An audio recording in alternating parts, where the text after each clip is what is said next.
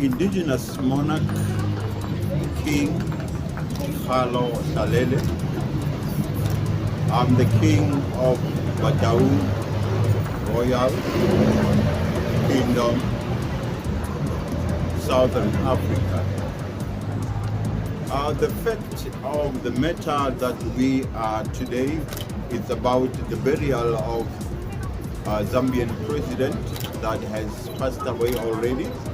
Let me start by saying we have to send the condolences to the people of Zambia, the relatives, the family, and all the citizens. We therefore want to say, on top of all this, what is happening now, that as an Africans, we are having the laws. The main law that is above all the laws is natural law, that the whole world was being governed by. And out of the natural law, we have got the indigenous law and the indigenous living. Is Bonang Sikulwane, our national organizer, and we are appealing to the court to give a verdict where Mr. Edgar Lungu to be buried in his home country, Zambia. As Africans, we believe that soil is a very sensitive matter. When somebody passes on, a person needs to be reunited with his ancestors. So we really believe that Mr. Edgar Lungu must be buried in Zambia so that the people of Zambia can also properly mourn him as a person. Thank you very much. That is not only the way they put it, that the law is practiced. For us, being brown people, being the skin that we have, we are abide in that particular indigenous laws, and that we cannot even come out of them. And then out of this one, we are having the way of categorizing the governance, the whole governance of our own people in Africa. It's based on the three arms of our own governance. That is tradition law, the cultural law, what is called now today in nowadays is customary law. We are having the third arm, that is the law of rights. Not the rights that the politicians are talking about, but the rituals. Now, these four or these three arms of our own governance of our black people, it's steady. It doesn't change. It doesn't have to be amended. It's the fundamental values and the system that we live by. And no mistake, you don't jump one. Firstly, let me just try to explain. The traditional law is based on the executive, where everything has to negotiate and be in the final or the supreme law of governance of that particular area. This journey with the leadership, Bonang Gugu, and Nebukhan. We took it upon ourselves to say, I never recall. It is too much. We have been disrespected. Yes. And mostly our government has been part and parcel in doing this disrespect. Aridume. Aridume. Uteki mani fogo kuma. Uteki mani fogo. Uteki mani fogo.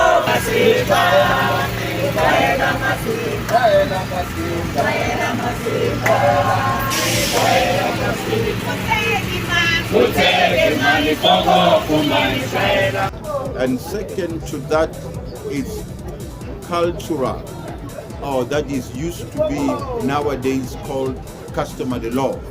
Customary law, it is the way our forefathers, our ancestors were doing things, meaning the way how we apply the tradition law or traditional law. And then it is the sort of remembering and then adhering of what orally our parents and the forefathers were teaching us and telling us orally, and that you must live in this way, and then in line with the culture there was and there is no way that you can get lost. And then coming to racial law, or that is rights. The rights, it is the way, the practice of the tradition and the culture are to be in line, in a succession. It talks about a lot of things, how you apply. When somebody has died, what you do, and then what the exercise that you must live thereof. What it is, the work or the duties that somebody in the family, the kids, the wife, everybody that is in line with the lineage that you are, that how logically you have to apply life after.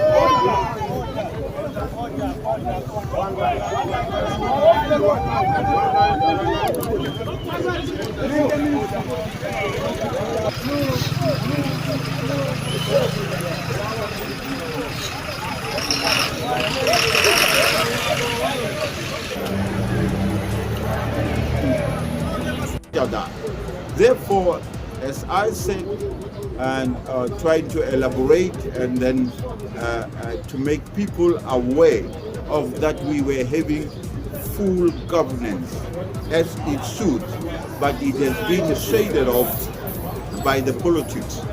The problems that we have all over in our lives is caused because of the political governance that are temporarily there for 5 years, and after messing up or doing right, that particular person will be away, and then there will be no charge after that, because now it is how the colonial system and Roman Dutch law and the England has portrayed our life to be controlled and to be a business of the Western and the European people.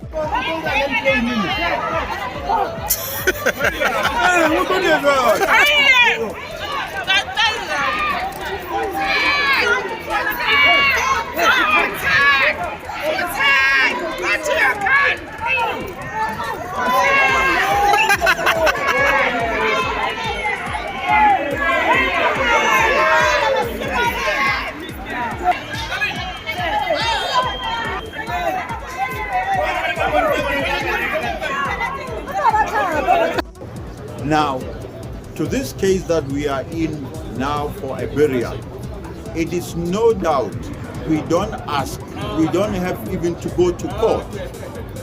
The person that has died in any country in the world must be buried with all the respect, to be buried where the elders and his ancestors has been buried before. That is a law.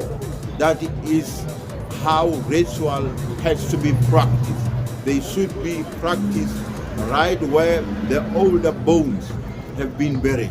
And that is the jurisdiction, even in the international law of whatsoever law or human rights you can peruse on.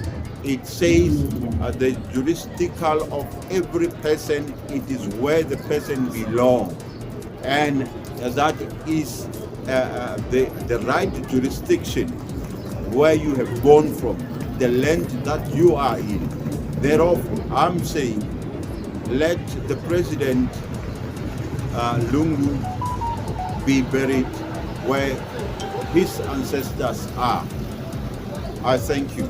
And I will say, let there be light of conscience, of knowledge, of the good practice, of the good spirit should follow.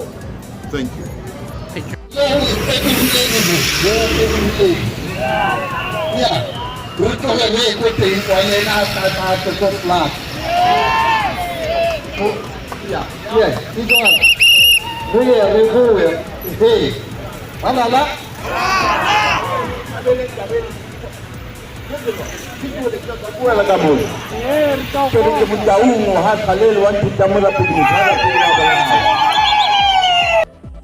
A lot of submissions have been made by the applicants as well as the respondents. What do you make of today's proceedings? Well, what I make is that I think both parties did what was required of them. They made their submissions. Our side, we made our submissions. That the thrust of our argument is that President Lungu's remains must be repatriated to Zambia. And we have a state funeral there because he deserves it as a former president for 7 years, that he will be buried there as well. Those were our arguments, and I think the lawyers argued very well. The family for President Lungu also, their desire, their submissions was that he must be buried in South Africa. But at the end of the day, what you could see as the elephant in the room was about the current president, President Hakainde Hichilema. Their thrust was that he must not preside over. Now, the argument in the court was what is presiding? Because according to the program, according to what they had, the parties had put in draft, was that the church service or the funeral, the burial, would be presided over by Bishop Alec Banda. And so even the court was asking, so what is presiding? And I think the court might make a decision on what presiding is. And so far, so good.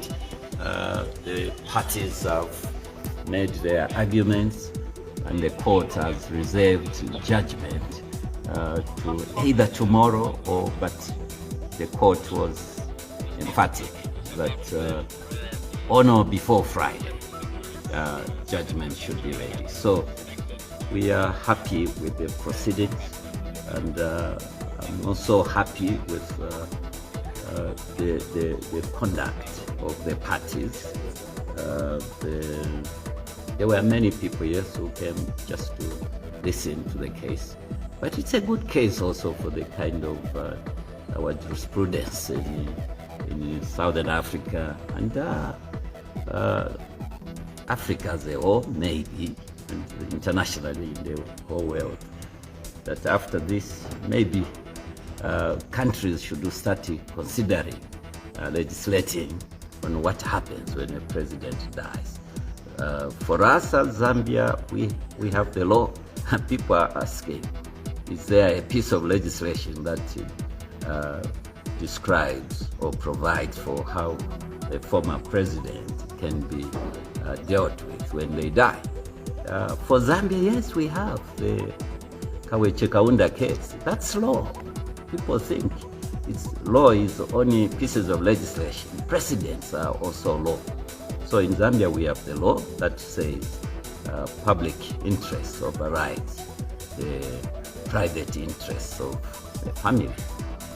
So when you become president, be ready to be, if you were to die, whether as the sitting president or former president, the Zambian situation is that you are buried by the state and everything is done by the state.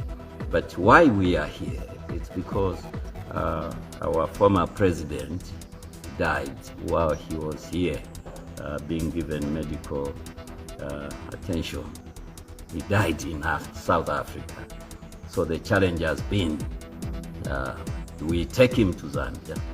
Initially, the parties were saying, yes, let's take him to Zambia. But at the last minute, the family decided that he must be buried here. But again, as I mentioned at first, the elephant in the room or the big issue is about the current president not attending the funeral. They said not near the casket. Really, I don't know. They claim that's what the president-elect indicated. But what even the court was asking, that did the deceased president make his wish that he wanted to be buried in Zambia? And the answer was yes. So who is saying he shouldn't be buried in Zambia? The first respondent is the one who has made a decision. But again, of course, she could have made that decision because the law here in South Africa says the next of kin. Yeah, so it's looking at what the law says here. Is this something that the Zambian government will be okay with, let's say, the court rules that his body be repatriated and the current president not presiding the funeral? Well, reading between the lines, I think the court itself indicated that the court can't make decisions of what should happen in Zambia. The court has no jurisdiction to start giving nitty-gritty directions of what should happen in Zambia. So it has been made very clear as to what, and the court even brought it out, said it. So it's about, if it's about the current president not attending or not coming near the casket, go and make the application, go and sue in Zambia. That is what is here, that is the position. Lastly, AG, before we let you go, if the decision won't be in the Zambian government's favor, are we going to see an appeal? That I can't say, because it's not me who is going to appeal, it's the other side. And if it's against the Zambian government, again, I can't say, it doesn't matter. What is important is what will the court be saying in its judgment. The court can be saying things which maybe are not part of what was said. Sometimes courts can say anything. So we can't start strategizing to appeal or not to appeal because we don't know what the court will say. So we hope for the best. So far, so good. The proceedings were good. Both sides, I think they should be happy, both sides. At least they have been heard. What is important always is that the party is heard. And both parties have been heard. And so we thank the court for having given us and the other side the opportunity. Thank you so much, Eddie, for having an interview with us on No Time Newsroom. Thank you very much. God bless you. Thank you.